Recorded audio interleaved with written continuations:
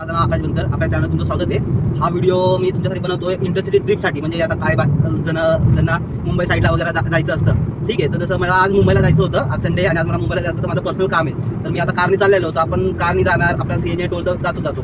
त्या जागी मी विचार केला आज की असं ट्राय करूया की आपण लोणावळा या साईडला जाऊया, तिथं आपण ऑनलाईन होऊया, तर बघूया आपल्याला ट्रिप भेटते का मुंबईची। म्हणजे रिकामा जाण्यापेक्षा आपल्याला थोडेफार पैसे भेटलेले ते बरे, कारण आपल्या जायचा खर्च तरी निघून जाईल। तर मी आज ते ट्राय केलं। मी तलेगावच्या पुढे येऊन मावळ काय होतं आय थिंक सो, मला पहिलं प्रॉपर बघितलं नाही मी। मावळ साईडच्या पुढे आल्यावर मी ऑनलाईन आलो। मला असं लगातार ट्रिप आले, 3-4 ट्रिप आल्या। एक कल्याण साईडची आली, आपल्याला सायन्स साईड, पण आपल्याला सायन्स साईडला जायचं आहे। पहिली ट्रिप आपल्याला कल्याण साईडची आली आणि त्यानंतर दुसरी ट्रिप आपल्याला एक भाईंदर साईडची आली, पण आपल्याला त्या साईडला जायचं, आपल्याला सायन्सला जायचं आहे। त्यामुळे आपण ती काय एक्सेप्ट नाही केल्या। म्हणजे मला परत पनवेलची पण आली ग्रॅज्युएशन बुकिंग, तर पनवेलच्याला 700 का 800 रुपये दाखवतो, तुम्ही आपण काय एक्सेप्ट नाही केलं। आपल्या सायन्सला मग नंतर मला ट्रिप पडली वडाला दादरची, तर ते आपल्या सायनवरनं काय 15 मिनिटाच्या अंतरावर आपण एक्सेप्ट केली, त्याचे आपल्याला 1100 रुपये काहीतरी दाखवले विदाउट टोल। आपल्याला टोलचे चार्जेस आपल्याला कधी इंटरसिटी ट्रिप असेल तर टोलचे चार्जेस आपल्याला कस्टमरकडनं वेगळे घ्यायचे। आणि कधी पण आपण जेव्हा कस्टमरला पिकअप करू किंवा कस्टमरच्या लोकेशनवर जायच्या अगोदर कस्टमरला फोन करायचा, कस्टमर बोलायचा हा सर असं तुमची ट्रिप आली, येऊ का। काय काय कस्टमर कधी करतात, 2-3 ॲपला ट्राय करतात आणि मग जो पहिला आहे त्यावर निघून जातात, किंवा जो कमी रेटमध्ये असतात त्याबाबत निघून जातात आणि आपली ट्रिप कॅन्सल होते। तेव्हा अर्धा तास गेलं तर आपल्याला पैसे भेटत नाहीत। तर मी पण कस्टमरला फोन केला, कन्फर्म केला, त्यांना पण विचारलं तुम्हाला टोलचे चार्जेस आहेत ते वेगळे पे करावे लागतील। तर ते बोलले हा ठीक आहे, आम्हाला माहिती आहे। तर आता मी चाललो कस्टमरला पिकअप करायला।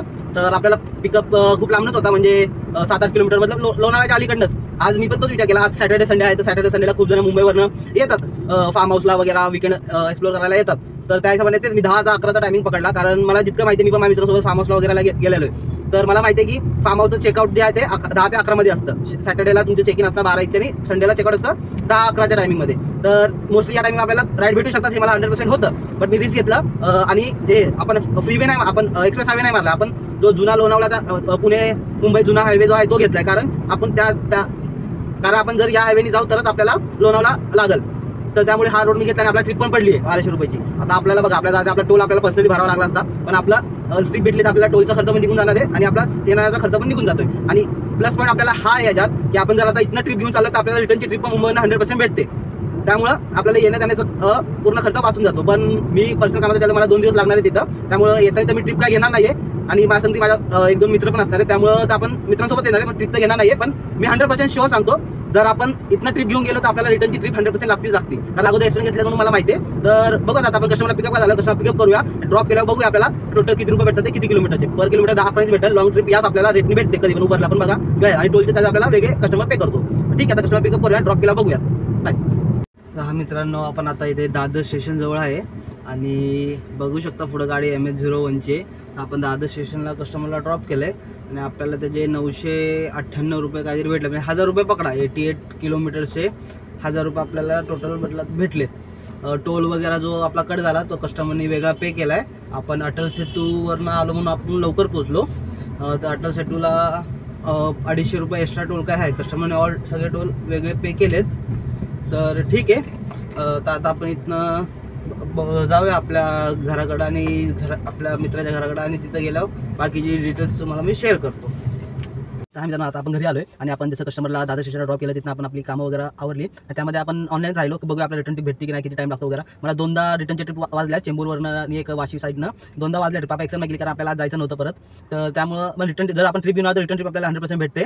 आणि आपण टोटल सकाळपासून आपण पुण्यातनं निघालेलो, पुण्यातनं आपली गाडी टोटल 138 किलोमीटरच्या आसपास काहीतरी चालली आणि आपली अर्धी टाकी सीएनजी तुम्ही बघू शकता, अर्धी टाकी झाली आहे। म्हणजे अजून याच्यात आपला 450-400चा गॅस बसेल, म्हणजे आपल्याला 138 किलोमीटर, म्हणजे पर किलोमीटर आपल्या हायवेला आपल्या गाडीने 35 ते 33 पर केजीचा ॲव्हरेज दिला आहे किलोमीटर, म्हणजे 1 केजी मध्ये 30-35 किलोमीटर गाडी आपली चालली आहे। तर आपली गाडी नवीन असल्यामुळे, म्हणजे आपल्या गाडीला अजून 1च महिना झाला, त्यामुळे ॲव्हरेज चांगला आहे आपला। कारण कस्टमर आता हायवे होता, मुंबई साईडला गरमी पण जास्त, एसी माझा अर्धा, म्हणजे लोणावळ्याला पिकअप केल्यानंतर ते मुंबईला पोहोचेपर्यंत मध्ये फक्त एक 20-25 मिनिटं फक्त एसी 2 वर असेल, बाकी टाइम फुल एसी 3 वरच होता। कारण कस्टमर पण 4 जण होते आणि मुंबईला खरंच गरमी, तर एसी आपला 3 वरच होता। एसी चालू असून आपल्याला ॲव्हरेज 30-35चा भेटला आहे। जर एसी बायचान्स आपला आपण बंद ठेवला असता तर आपल्याला हमखास 35च्या वर ॲव्हरेज भेटला असता, म्हणजे आपल्याला 300-350 मध्ये आपण आलो असतो। आणि आपल्याला इथं जी अर्निंग झाली आहे, म्हणजे 88 किलोमीटरचे आपल्याला 1000 रुपये भेटले, 998 काहीतरी, म्हणजे पर किलोमीटर पकडा 12-13 रुपयांनी भेटली। तर बरं, आपला 300-350-400 रुपयाचा सीएनजी गेला आहे आणि आपली अर्निंग 600 रुपये आपल्याला भेटलेत।